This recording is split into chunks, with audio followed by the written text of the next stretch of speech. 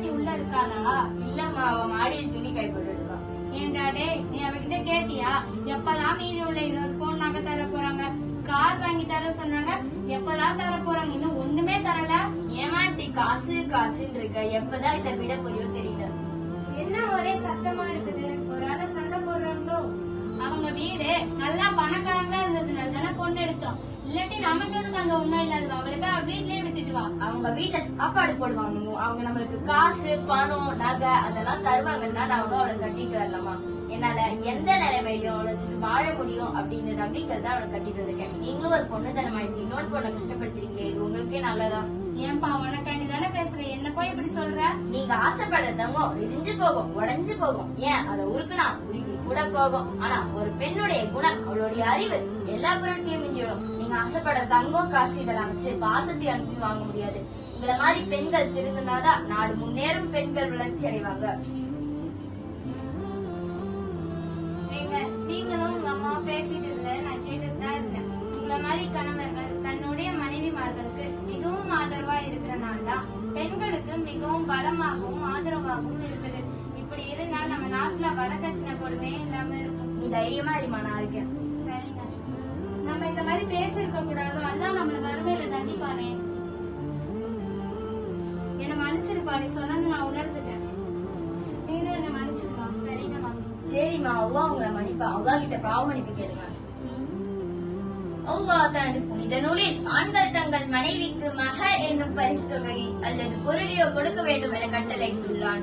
அவ்வா பெண்களுக்கு மகரை அவசியமாகவும் மற்றும் கடமையாக ஒன்றாக ஆக்கியுள்ளான். ஆண் வீட்டார் பெண்களை வரதட்சணை கொடுமை செய்யும் போது பெண்களுக்கு அவள் திருமணம் செய்யும் கணவர் கட்டாயமாக பெண்களுக்கு மகர் என்னும் வரதட்சணை கடமையாக்கியது இஸ்லாம். அல்ஹம்துலில்லாஹ்.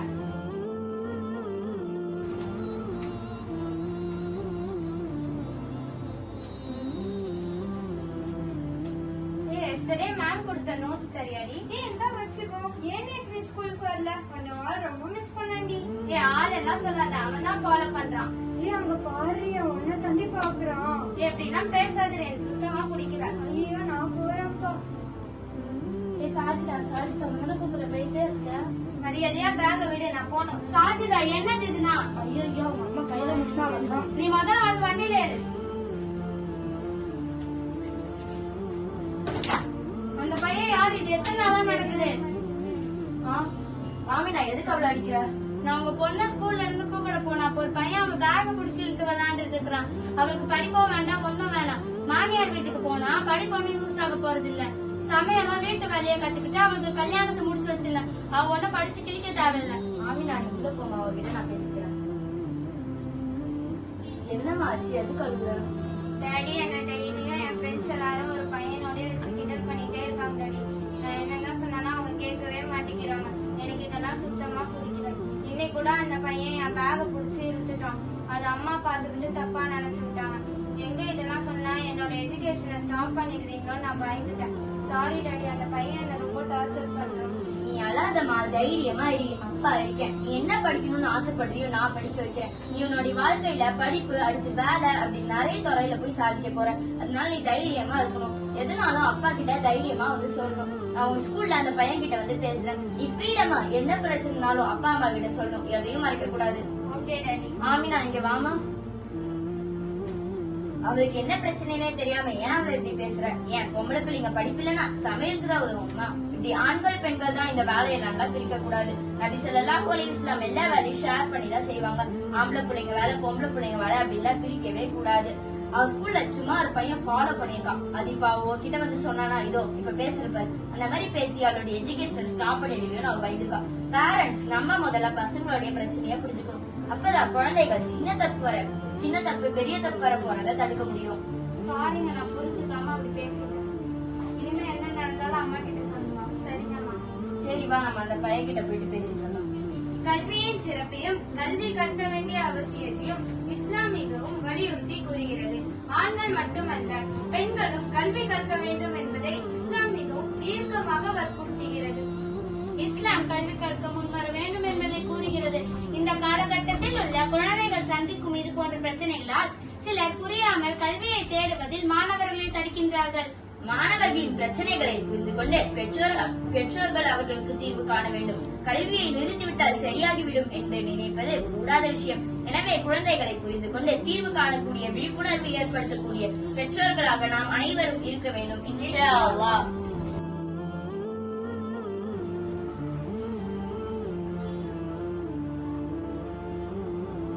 என்னப்பா இன்னும் பசங்களை காணோம், ரொம்ப நேரமா வெயிட் பண்றோம். ஆமா சமா, ஸ்பெஷல் கிளாஸுக்கு போல, வாங்க அங்க போய் வெயிட் பண்ணலாம். என்ன சமா, இப்ப இருக்க சமூக சூழல்ல பசங்க வளர்க்கறது ரொம்ப கஷ்டமா இருக்கு. நியூஸ் எல்லாம் பாக்குறீங்களே, ரொம்ப பயமா இருக்கா சமா. பசங்களை வெளியவே விடக்கூடாது போல. ஆமா அனிதாமா, சூழல் ரொம்ப மோசமா தான் இருக்கு. ஆனா இஸ்லாம் குழந்தை வளர்ப்பை இலகுவான மற்றும் புனிதமாக பொறுப்பாக பாக்குது. பெண் பிள்ளைகளுக்கு மட்டும் அட்வைஸ் பண்ணிட்டு இருக்காம ஆண் பிள்ளைகளுக்கு ஒழுக்கத்தை கத்துக் கொடுக்கணும். அப்பதான் சூழல் மாறும். அதான் சரிதான், ஆனா உங்களுக்கு எப்படி இப்படி யோசிக்க வருது? எங்களை இஸ்லாம் என்னும் மார்க்கத்துல ரொம்ப இலகுவாக கற்றுக் கொடுத்திருக்காங்க. அப்படியா? அதை பத்தி கொஞ்சம் சொல்லுங்க. புத்திசாலித்தனமாகவும் நீதியாகவும் குழந்தைகளுக்கு ஒழுக்கத்தை கத்துக் கொடுக்கணும். முகமது நபி ஸல்லல்லாஹு அலைஹி வஸல்லம் அவர்கள் அன்பான அணுகுமுறை தான் விரும்பினார்கள். பெற்றோர்கள் நம்ம தான் முன்னுதாரணமாக இருந்து திருத்தணும் தான் சொல்லியிருக்காங்க. முகமது நபி ஸல்லல்லாஹு அலைஹி வஸல்லம் குழந்தைகளுக்கு அன்பும் பணிவும் காட்டுறது பத்தி சொல்லியிருக்காங்க. குழந்தைகளுக்கு மன உளைச்சலை ஏற்படுத்தினா அவர்களிடம் அன்பு காட்டி மதிப்பு தந்து திருத்தவும் சொல்லி கொடுத்திருக்காங்க. குழந்தைகளோட தனித்துவத்தையும் மதிப்பையும் மதிக்கிறதா? நிச்சயமா இஸ்லாம் குழந்தைகளுக்கு உரிமை இருக்குதுன்னு கற்பிக்கிறது. அவங்க மதிக்கப்படுறதுக்கும் அவங்க கருத்துக்களை வெளியே சொல்றதுக்கும் முழு உரிமை இருக்கு. அவங்க தனித்தன்மையை வளர்த்து அவங்க தன்னம்பிக்கையோட பொறுப்பான குடிமக்களா வளர்க்கணும். இன்ஷா அல்லாஹ். அப்படியா? இஸ்லாமியோட அழகா பெற்றோர் செயல்பாடையும் குழந்தை வளர்ப்பு ஒருங்கிணைப்பது அருமையான விஷயமே. குழந்தை வளர்ப்பு மட்டுமில்ல, முழு மனிதனாக உருவாக்க அது போதுமானதாக இருக்கிறதே. பொறுப்புள்ள பாசமிக்க நபர்களாக அவர்களை வழிநடத்துவது நோக்கமாக இருக்கு. அவங்க உலகத்துல நல்லதுக்கு பங்களிக்க முடியும். இந்த உரையாடலின் மூலம் குழந்தைகளின் மன உளைச்சல் மற்றும் பிரச்சனைகளை எவ்வாறு அணுக வேண்டும் என்று நபி வழியின் மூலம் அறிந்தோம். ஒரு நல்ல சமூக சூழலை உருவாக்க பெற்றோர்களின் பங்களிப்பு மிகவும் முக்கியமாக இருக்கிறது. அல்லாஹ் நம் அனைவருக்கும் அருள் புரிவானாக. ஆமீன்.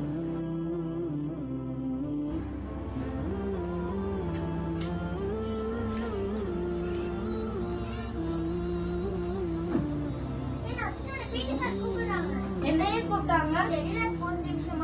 சரிப்பா, நான் போய் பாக்குறேன். எக்ஸ்கியூஸ் மீ சார், கூப்பிட்டீங்களா? ஹனா சொன்னா. ஆமாமா, உள்ளவா. என்ன சொல்லுங்க சார்? ஸ்போர்ட்ஸ் டே வந்துருச்சு, எதுலமா பார்ட்டிசிபேட் பண்ணிருக்கீங்க? ஆல்ரெடி நான் ரன்னிங் ரேஸ் கொக்கோ நேம் கொடுத்திருக்கேன் சார். அப்படியா? நேம் லிஸ்ட் எனக்கு ஒண்ணுமே வரலையே. கையை எடுங்க சார். இப்ப எதுக்கு சார் டச்லாம் பண்ணி பேசிட்டு இருக்கீங்க?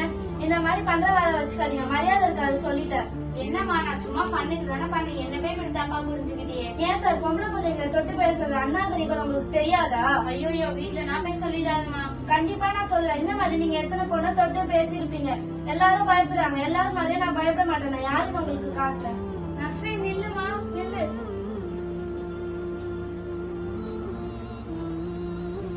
நஸ்ரீன், ஏம்மா சேடா இருக்க? இல்லம்மா, இன்னைக்கு பிடி சார் கூப்பிட்டாங்கன்னு போனேனா, என்ன அவரை டச் பண்ணி பேசினாருமா. அப்படியா? என்னம்மா சொல்ற? ஆமாம்மா, நான் நல்லா கட்டி விட்டுட்டேன். அவர் மேல ஆக்ஷன் எடுக்க வரைக்கும் நான் சும்மா விட மாட்டேன். என்னம்மா சொல்ல போறீங்க? வெளியே சொன்னா அசிங்கம், என் லைஃபே ஸ்பாயில் ஆயிடுவாங்க.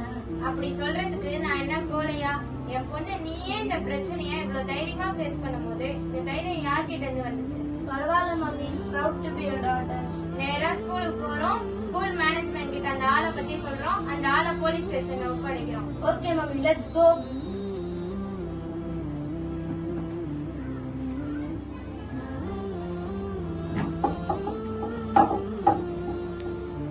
மேடம், உங்க ஸ்கூல்ல நம்பி தானே வந்து பொம்பளை பிள்ளைங்களா சேர்க்கிறோம். ஆனா உங்க பிடி சார் என்ன பண்ணிருக்காருன்னு தெரியுமா? மேடம் ப்ளீஸ், என்னாச்சு? அந்த பிடி சார் என் பொண்ணை டச் பண்ணி பேசிருக்காரு. இந்த மாதிரி நிறைய பொண்ணுங்க இந்த ப்ராப்ளம் ஃபேஸ் பண்ணிருக்காங்க. அப்படியா நஸ்ரீன், நீ இதை என்கிட்டயே வந்து சொல்லிருக்கலாமே.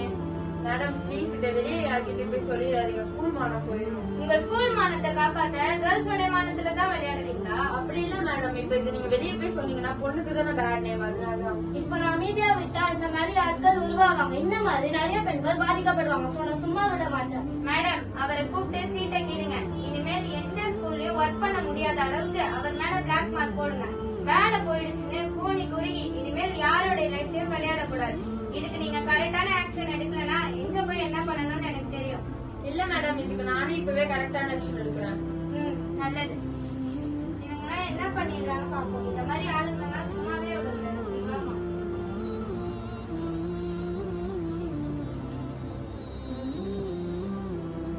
குற்றவாளி தண்டிக்கப்பட்டான். குற்றங்கள் குறைந்தன. குற்றவாளியின் தண்டனை எப்படி என்று அவன் அறிந்தால் குற்றம் புரிய வேண்டும் என்ற எண்ணம் வந்தாலே நடுங்க வேண்டும். அப்படிப்பட்ட தண்டனை அரசாங்கம் கொடுக்க வேண்டும். தொடர்ந்து பெண்களுக்காக பாதுகாப்பு குரல்கள் ஒலிக்கும். சமூகத்தில் குழந்தைகளுக்கு குட் டச் மற்றும் பேட் டச்சை பற்றி கற்றுக் கொடுக்கின்றார்கள். ஆனால் நபியின் வழியோ இதை பெற்றோர்கள் மற்றும் குழந்தைகள் அறிவது மிக அவசியமாக உள்ளது. ஹஜ்ஜத்துல் விதாவில் முஹம்மது நபி ஸல்லல்லாஹு அலைஹி வஸல்லம் அவர்கள் பெண்களை பாதுகாத்துக் கொள்ளுங்கள் என்று கூறி அழுதார்கள். பெண்களை பொக்கிஷமாக இஸ்லாம் கருதுகிறது. அந்த பொக்கிஷத்தை பாதுகாத்துக் கொள்வது நாம் அனைவரின் மீது கடமையாகும். இன்ஷா அல்லாஹ். அஸ்ஸலாமு அலைக்கும் வரஹ்மத்துல்லாஹி வபரகாத்துஹு. அஸ்ஸலாமு அலைக்கும் வரஹ்மத்துல்லாஹி வபரகாத்துஹு. அல்லாஹ்வின் திருநாமங்கள் பொருளோடு அல்லாஹ் வணங்கப்பட தகுதியானவன், அல்-இலாஹ் வணக்கத்திற்குரியவன், அர்-ரப் அதிபதி, அர்-ரஹ்மான் அன்பு நிறைந்தவன், அர்-ரஹீம் அன்பை தருபவன், அல்-ஹய்யூ உயிரோடு இருப்பவன், அல்-கய்யூ தேவையற்றவன், அல்-ஹாலிக் படைக்கக்கூடியவன், அல்-ஹல்லாக் அதிகமாக படைக்கக்கூடியவன், அல்-முஸவ்விர் உருவமைப்பவன், அல்-பாரி தோற்றுவிப்பவன், அல்-மலீக் சர்வவல்லமை பொருந்திய அரசன், அல்-மலீக் சர்வவல்லமை பொருந்திய அரசன், அர்-ரஸாக் அதிகமாக ரிஸ்க் வழங்கக்கூடியவன், அர்-ராஸிக் ரிஸ்க் வழங்கக்கூடியவன், அல்-வாஹித் ஒருவன், அல்-அஹத் தனித்தவன், அஸ்-ஸமத் தேவையற்றவன், அல்-ஹாதி வழிகாட்டுபவன், அல்-வஹாப் அதிகமாக வாரி வழங்குபவன், அல்-ஃபதாஹ் அதிகமாக திறக்கக்கூடியவன், அஸ்-ஸமீ செவிமடுக்கக்கூடியவன், அல்-பஸீர் பரப்பவன், அல்-அலீம் அறிந்தவன், அல்-லத்தீஃப் நுட்பமானவன், அல்-ஹபீர் யாவற்றையும் நன்கறிந்தவன், அல்-லஃபூ மன்னிப்பவன் பாவங்களை அழிக்கக்கூடியவன், அல்-கஃபூர் பாவங்களை மன்னிக்கக்கூடியவன், அல்-கஃபார் அதிகம் பாவங்களை மன்னிக்கக்கூடியவன், அத்-தௌபா தௌபாக்களை அதிகமாக ஏற்றுக்கொள்பவன், அல்-அலி உயர்ந்தவன், அல்-அலா மிக உயர்ந்தவன், அல்-முத்தஆல் மிக உயர்ந்தவன், அல்-கபீர் மிக பெரியவன், அல்-அஸீம் மிக மகத்துவமானவன், அல்-கபீர் பலமுள்ளவன், அல்-மத்தீன் பலத்தில் கடுமையான பலமுள்ளவன், அல்-ஷஹீத் ஒன்றையும் பார்க்கக்கூடியவன், அல்-ரகீப் புலன்களில் மறைத்து வைக்கக்கூடியவன், அல்-கனீம் உண்மையான செல்வந்தன், அல்-கரீம் நன்மைகள் எண்ணுகிறவன், அல்-அக்ரம் வாரி வழங்கக்கூடியவன் பெருவள்ளல், அல்-முஹைமின் பாதுகாப்பவன், அல்-முகீத் சூழ்ந்து கொள்ளக்கூடியவன், அல்-முகீத் வல்லமை மிக்கவன், அல்-வாசி விசாலமானவன், அல்-வலி இரட்சகன், அல்-மௌலா பராமரிக்கக்கூடியவன், அல்-ஹக்கீம் தீர்ப்பு வழங்கக்கூடியவன், அல்-ஹகாம் தீர்ப்பு வழங்குபவன். அஸ்ஸலாமு அலைக்கும் வரஹ்மத்துல்லாஹி வபரகாத்துஹு.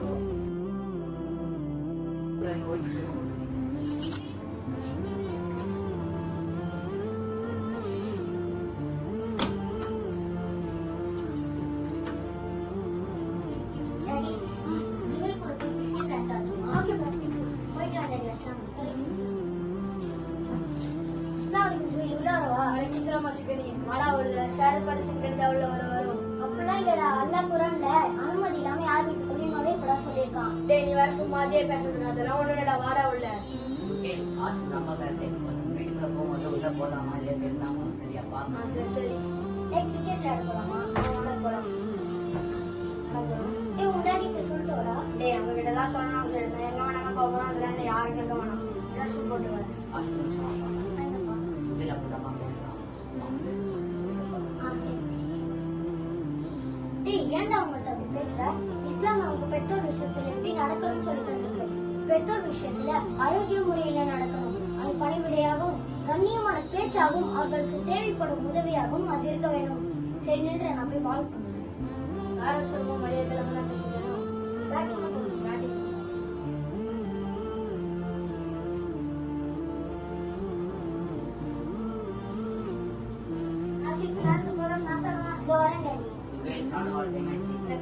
சாப்பிட்டு போங்க, நீங்க போய் சாப்பிடுங்க.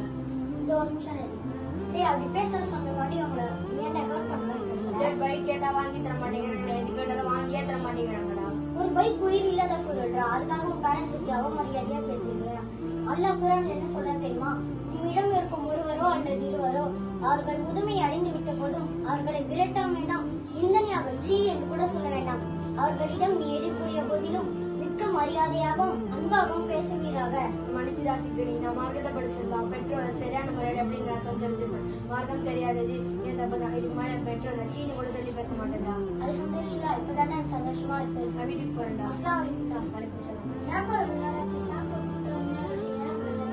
இல்ல டாடி, சுஹைல் அவனோட பேரண்ட்ஸ மரியாதை இல்லாம பேசிட்டு இருந்தான். இப்பதான் அந்த தாவா பண்ண அவன் கேட்டுட்டான். அல்ஹம்துலில்லாஹ், இப்பதான் சந்தோஷமா இருக்கு. அல்ஹம்துலில்லாஹ், நீ எனக்கு என்னன்னு போகாம அவன் திருப்பிட்ட ரொம்ப சந்தோஷமா இருக்கு. நான் மடிச்சு முன்னாடி இத்தனை நாளா நாங்க மரியாதை இல்லாம பேசி ஹேட் பண்ணிருக்கேன். எனக்கு பைக்கெல்லாம் வேணாம். கடைசி வரைக்கும் நீங்க அம்மா மட்டும் போதும். இதுக்கு மேல நம்மளோட மார்க்கெட்டை படிச்சு என்ன போல இருக்கும் பசங்களை எதிர்ப்போம். இன்ஷா அல்லாஹ். பரவாயில்லப்பா, அல்லாஹ் மன்னிப்பான். நீ இப்போ திருந்தல, ரொம்ப சந்தோஷமா இருக்கு. அல்லாஹ் ஒரு திருவாங்க இருப்பான்.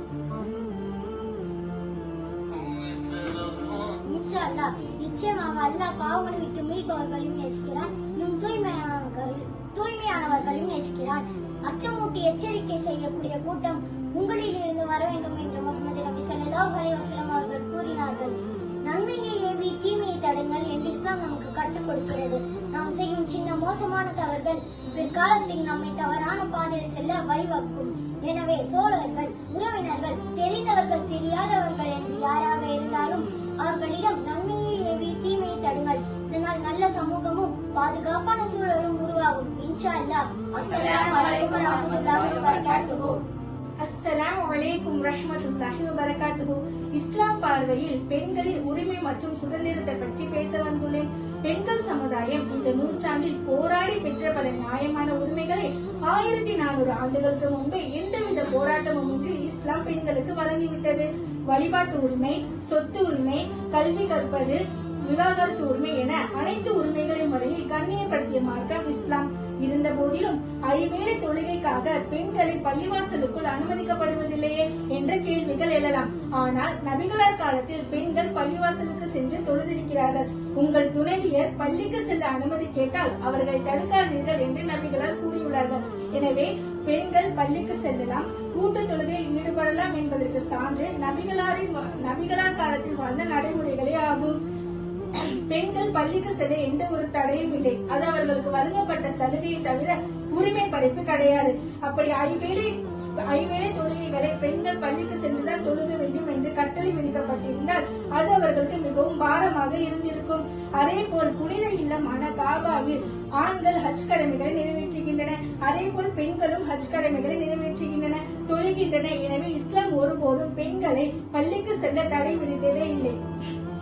இரண்டாவதாக சொத்துரிமை.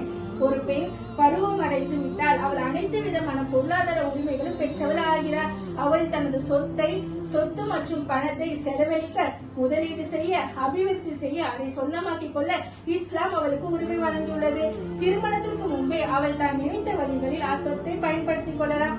ஆனால் இத்திட்டமானது பிரிட்டிஷ் அரசு 1870ஆம் ஆண்டுதான் பெண்களுக்கு வழங்கியுள்ளது. ஒரு குடும்பத்தில் பெற்றோரோ நெருங்கிய உறவினர்களோ இருந்துவிட்டால் அச்சொத்தில் ஆண்களுக்கு ஒரு பங்கு உண்டு. அதே போல் ஒரு குடும்பத்தில் நெருங்கிய உறவினர்களோ பெற்றோரோ இறந்துவிட்டால் பெண்களுக்கும் ஒரு பங்கு உண்டு என்பதை அல்லாஹ் அல் குர்ஆனில் 4வது அத்தியாயத்தில் 7வது வசனத்தில் பெண்ணுரிமைக்கும் பெண்களுக்கும் வாரிசுரிமை உண்டு என்பதை உறுதி செய்துள்ளார். எனவே சொத்தில் ஆண்களுக்கு 2 பங்கும் பெண்களுக்கு 1 பங்கும் இருப்பது என்பது இறைவனின் கட்டளையாகும்.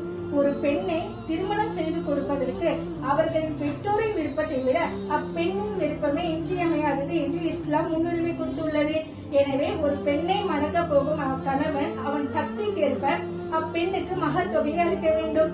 அம்மகர் தொகையின் அளவை நிர்ணயிக்கக்கூடிய உரிமை அப்பெண்ணுக்கே உள்ளது. இல்லற வாழ்வில் இணைந்து வாழ முடியாத நிலை ஏற்படும் பொழுது ஆண் பெண் இருபாலருக்கும் மனவிலக்கு உரிமையை இஸ்லாம் வழங்கியுள்ளது. பெண்கள் மனவிலக்கு அளிக்கும் உரிமைக்கு ஹுலா என்று பெயர். மனவிலக்கு பெறும் உரிமையை அளித்த இஸ்லாம் மறுமணம் செய்து கொள்ளும் உரிமையும் பெண்களுக்கு வழங்கியுள்ளது. இறுதியாக கல்வி கற்பது ஆண் பெண் இருபாலருக்கும் பொதுவானது. கல்வி கற்பது என்பது ஒவ்வொரு முஸ்லிமின் மீதும் கட்டாய கடமையாகும். ஒரு பெண் கல்வி கற்றால் அவள் அவ்வீட்டின் புத்தக சாலையாக ஆகிறார். அக்காலத்தில் சஹாபிய பெண் மக்கள் மிகவும் அறிவாளியாக திகழ்ந்துள்ளார்கள். அதற்கு மிகவும் சிறந்த எடுத்துக்காட்டாக அன்னை ஐஷா ரலியல்லாஹு அன்ஹா சிறந்த சான்றாகும். அவர்கள் மார்க்க தீர்ப்பை விளக்குவதிலும் குரான் மற்றும் நபிமொழிகளுக்கு சான்று விளக்கம் கூறுவதிலும் கலங்கரை விளக்கமாக திகழ்ந்துள்ளார்கள். பெண்கள் படித்து முடித்துவிட்டு வேலைக்கா செல்ல போகிறார்கள் என்ற எண்ணமும் ஏழ்மையுமே இஸ்லாமிய பெண் மக்கள் பின்தங்கியதற்கு காரணம். ஆனால் அந்நிலை இன்று சற்று படிப்படியாக மாறி இஸ்லாமிய பெண்கள் படித்து முடித்துவிட்டு வேலைக்கு செல்கின்றனர். அன்னை கதீஜா ரலியல்லாஹு அவர்கள் ஒரு சிறந்த வணிக நிபுணராக இருந்துள்ளார்கள். அவர்களே நம்மளுக்கு மிகவும் சான்றாகவும் இருக்கிறார்கள். எனவே பெண்கள் கல்வி கற்று வேலைக்கு செல்லலாம். அந்த வேலை செய்யும் முறையானது குடும்ப பணிகள், குழந்தை வளர்ப்பு ஆகியவற்றுக்கு எந்த ஒரு பாதிப்பும் ஏற்படாமல், அவளுடைய ஒழுக்கம் மற்றும் கற்புக்கு எந்த ஒரு பாதகமும் ஏற்படாமல் இருக்க வேண்டும்.